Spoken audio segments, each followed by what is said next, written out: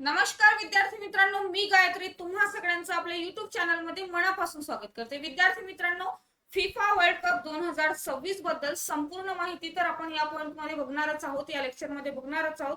पण सोबतच सुरुवातीपासून म्हणजे फिफाला जेव्हापासून सुरुवात झालेली आहे तेव्हापासूनचे सगळे महत्त्वाचे टप्पे, सगळे महत्त्वाचे पॉइंट आपण या आजच्या लेक्चर मध्ये बघणार आहोत। तुम्हाला सगळ्यांना माहिती आहे की 19 जुलै 2026 ला फिफा वर्ल्ड कप 2026 चा विजेता घोषित झालेला आहे। मग विजेता कोण आहे आणि आयोजन कोणी केलं होतं, किती संघ होते, कितीने विजय झालेला आहे, ह्या सगळ्या पॉइंट बरोबर जेव्हापासून फिफाला सुरुवात झालेली आहे तेव्हापासूनचे सगळे महत्त्वाचे पॉइंट आपण आजच्या लेक्चर मध्ये क्लिअर करणार आहोत। तर व्हिडिओ स्किप करू नका, शेवटपर्यंत नक्की बघा, कारण येणाऱ्या प्रत्येक परीक्षेमध्ये कुठल्या ना कुठल्या पॉइंटवर 100% प्रश्न विचारला जाऊ शकतो। तर विद्यार्थी मित्रांनो, जरा ही वळूया आजच्या मेन मुद्द्याकडे। तर विद्यार्थी मित्रांनो, फिफा विश्वचषक ज्यालाच आपण फिफा वर्ल्ड कप असं म्हणतो, याची सुरुवात जी आहे ती सुरुवात झाली होती 13 जुलै 1930 ला सुरुवात झाली होती आणि उरुग्वे देशामध्ये झाली होती। कुठल्या देशामध्ये झाली होती? उरुग्वे। फिफाचे तत्कालीन अध्यक्ष ज्यूल्स रिमे यांनी ऑलिम्पिक व्यतिरिक्त केवळ फुटबॉलसाठी स्वतंत्र जागतिक स्पर्धा घेण्याची कल्पना मांडली आणि ज्यातून या भव्य क्रीडा महोत्सवाचा काय झालेला आहे? जन्म झालेला आहे। मग ही संकल्पना कोणाची होती? तर ज्यूल्स रिमे यांची होती। 1930 मध्ये सुरुवात झालेली आहे आणि कुठे झाली? तर उरुग्वे देशामध्ये झालेली आहे।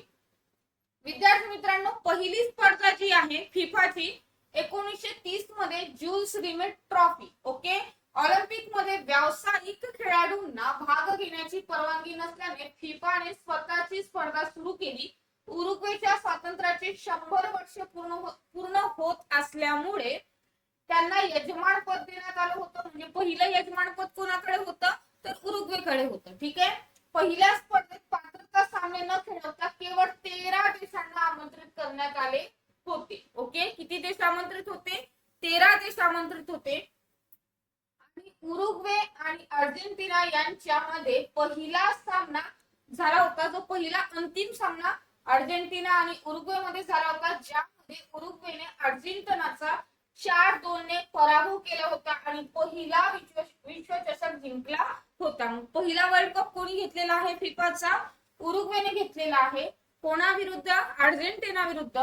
कधी घेतलाय? 1930 मध्ये घेतलेला आहे। ठीक आहे, प्रत्येक पॉइंट महत्वाचा आहे, प्रत्येक पॉइंट एकदम कसून करा, नीट लक्ष देऊन ऐका। ओके, नेक्स्ट बघा, सुरुवातीला केवळ 13 देशांनी सहभाग घेतला, मात्र काळासोबत या खेळाची लोकप्रियता वाढल्या गेली आणि 1982 मध्ये या संघांची संख्या जी आहे ती 24 करण्यात आली। 1982 मध्ये। मग त्यानंतर 1998 पासून 32 संघ खेळू लागले।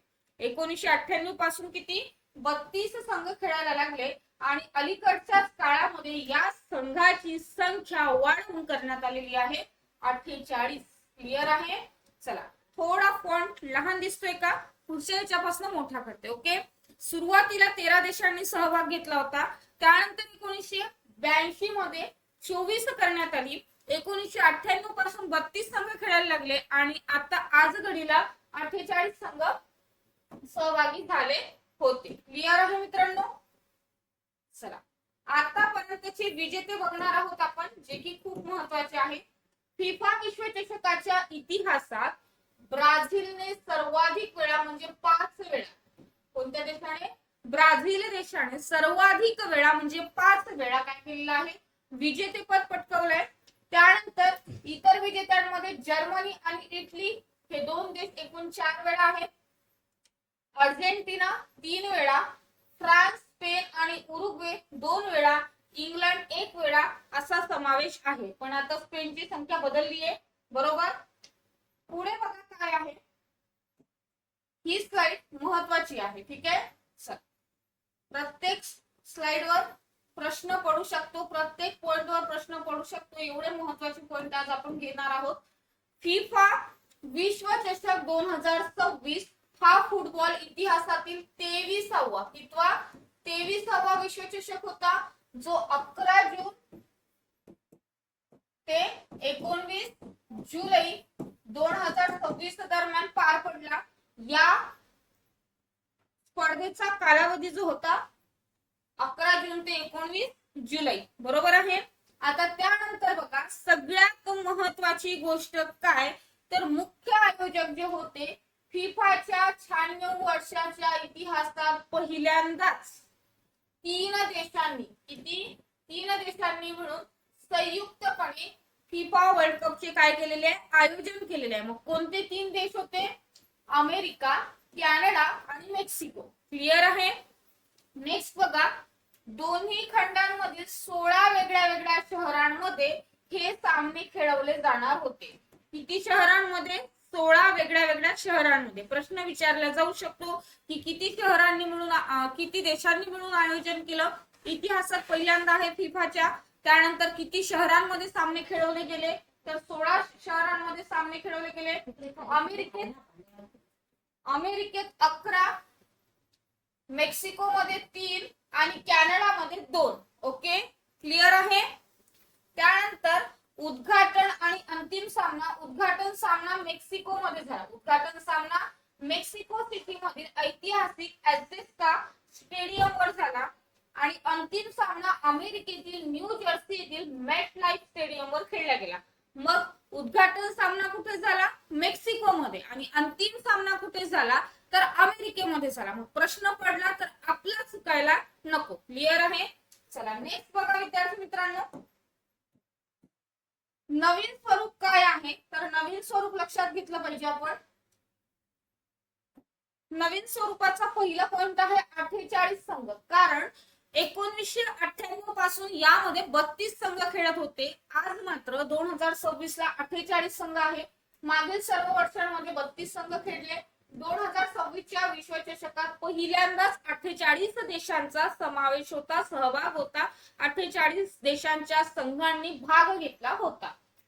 संघाची वाढ झाल्यामुळे सामन्यांची संख्या वाढून 104 झाली. मग किती सामने खेळवले गेले, 104 सामने खेळवले गेले आणि सर्व सामने 16 स्टेडियमवर पार पडले. स्पर्धेचा निकाल काय, तर सगळ्यांना माहिती आहे विद्यार्थी मित्रांनो, विजेता या अंतिम सामन्यात स्पेनने अर्जेंटिनाचा 1-0 असा पराभव करून दुसऱ्यांदा विश्वचषकाचे विजेतेपद जिंकले आहे. क्लिअर. आणि तिसऱ्या क्रमांकासाठी झालेल्या प्ले ऑफ सामन्यात इंग्लंडने फ्रान्सचा पराभव केलेला आहे.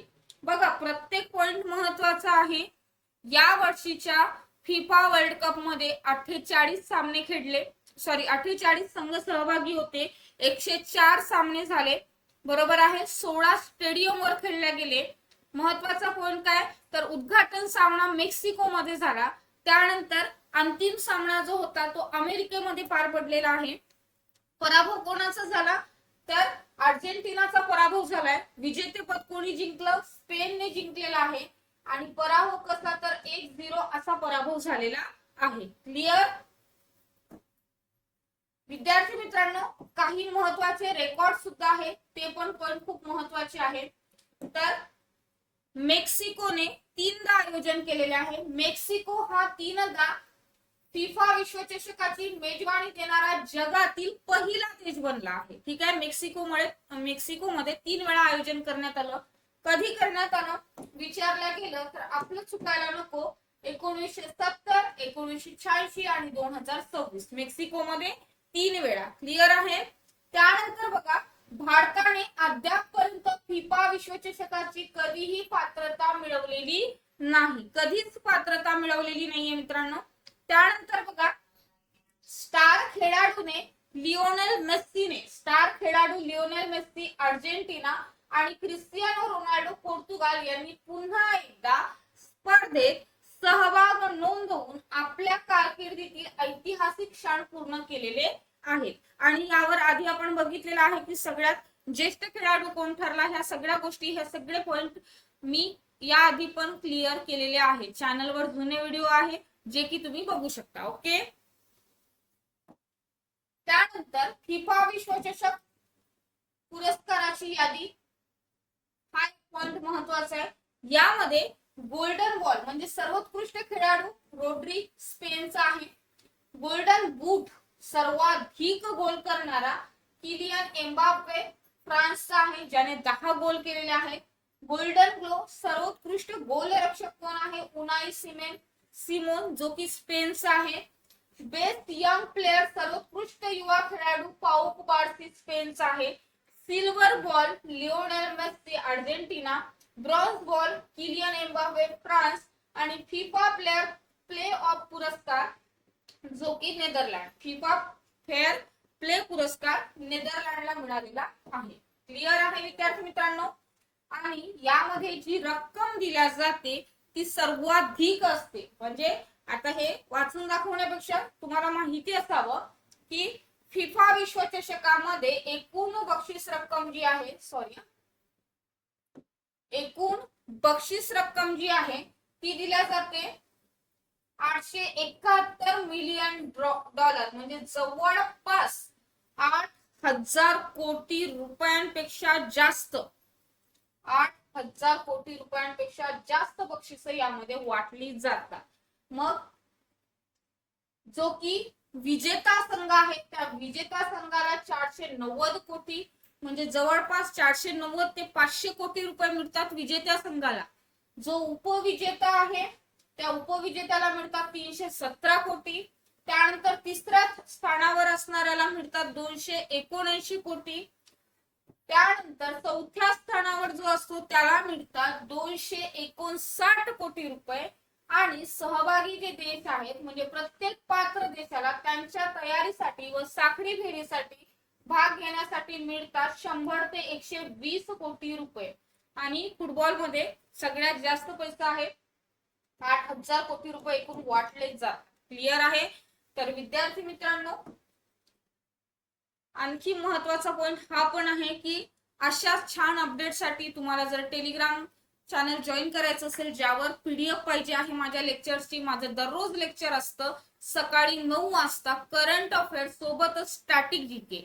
तर त्याच्या ज्या पीडीएफ आहे त्याचे अपडेट्स आहे आणि असेच महत्वाचे पॉइंट्स अशाच महत्वाच्या अपडेटसाठी हे टेलिग्राम चॅनल जॉईन करा.